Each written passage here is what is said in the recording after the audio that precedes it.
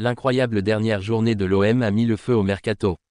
L'Olympique de Marseille a connu une fin de mercato particulièrement agitée, presque théâtrale, marquée par une succession de mouvements qui ont bouleversé son effectif et son organisation interne. Alors que les supporters peinaient encore à encaisser la lourde gifle reçue face à l'Olympique lyonnais, c'est dans les bureaux de la commanderie que le véritable match s'est joué.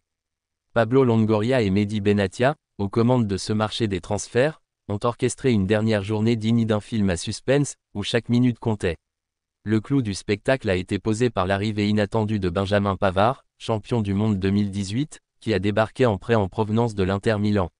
Une opération retentissante qui a mis le feu au débat et offert un brin d'espoir aux supporters marseillais. Une pièce en 4 actes. La Provence, qui a suivi heure par heure cette journée folle, décrit une véritable pièce de théâtre en 4 actes. Sur un rythme effréné, la direction marseillaise a multiplié les annonces, les contacts et les signatures. Jamais l'ère Longoria n'avait semblé aussi intense. Derrière un discours de stabilité entretenu depuis plusieurs mois, les dirigeants olympiens ont en réalité orchestré une révolution silencieuse, qui s'est accélérée brutalement lors de ce sprint final. En 3 mois, l'OM a enregistré pas moins de 15 départs et 12 arrivées, soit près d'une trentaine de mouvements en tout. Une telle valse n'a rien d'anodin, elle illustre la logique de reconstruction permanente dans laquelle le club est installé. Si cette stratégie peut offrir un souffle nouveau, elle brouille aussi les repères de l'entraîneur Roberto De Zerbi, avec l'idée de bâtir une continuité. Le technicien italien doit désormais composer avec un effectif largement remodelé, dont l'équilibre reste à trouver. Une défense totalement reconstruite. Au cœur de cette journée frénétique, la défense a occupé le devant de la scène.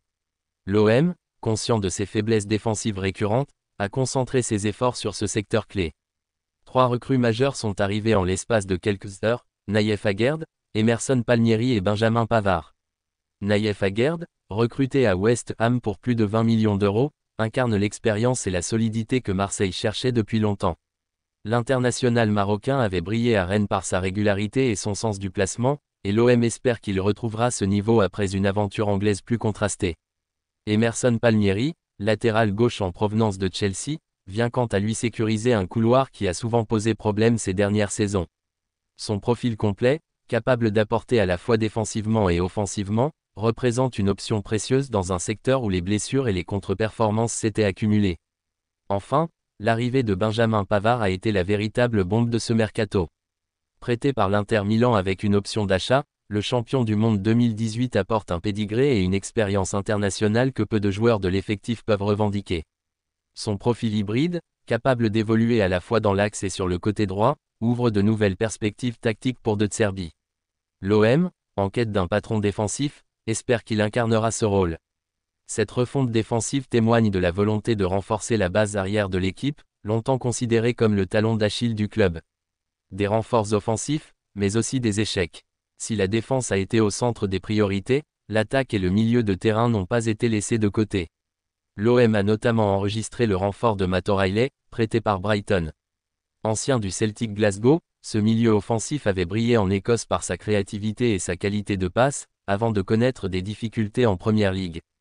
À Marseille, il devra retrouver la confiance et s'imposer dans un secteur de jeu où la concurrence reste ouverte. Cependant, toutes les opérations n'ont pas abouti comme espéré. L'OM a échoué à dégraisser son effectif, un problème récurrent depuis plusieurs années. Plusieurs joueurs jugés indésirables n'ont pas trouvé preneur malgré des opportunités.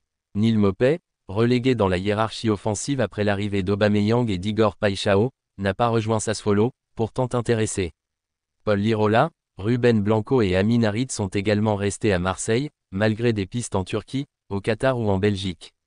Seul Derek Cornelius a trouvé une porte de sortie en rejoignant les Glasgow Rangers, mais son départ reste anecdotique dans l'équilibre global de l'effectif. Une inquiétude majeure, les finances. Derrière les arrivées séduisantes et l'agitation du mercato, une autre réalité, beaucoup plus préoccupante, se dessine, celle des finances.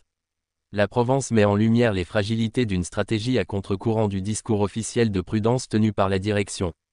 Au total, près de 90 millions d'euros ont été investis durant l'été, pour seulement 74 millions d'euros récoltés grâce aux ventes. Le déficit immédiat est donc important et vient s'ajouter à des engagements futurs. L'OM devra en effet verser au minimum 40 millions d'euros supplémentaires l'an prochain, indépendamment de ses résultats sportifs et notamment de sa qualification en Ligue des Champions. Cette obligation pèse comme une véritable épée de Damoclès sur les finances du club. Autrement dit, Marseille a pris un risque énorme. Si les résultats sportifs sont au rendez-vous et permettent de se qualifier pour la prestigieuse Ligue des Champions, l'équilibre pourra être trouvé. Mais en cas d'échec, les conséquences pourraient être lourdes, fragilisant durablement le projet olympien. Entre renforcement sportif et avenir incertain. Sur le plan sportif, difficile de nier que l'équipe paraît aujourd'hui plus compétitive qu'il y a quelques mois. L'arrivée de joueurs expérimentés comme Pavard, Aguerd ou encore Palmieri, associés à des paris intéressants comme O'Reilly, offre à De Zerbi une palette élargie. Sur le papier, Marseille semble mieux armé pour affronter les défis de la Ligue 1 et de l'Europe. Cependant, la manière dont ce mercato s'est déroulé interroge.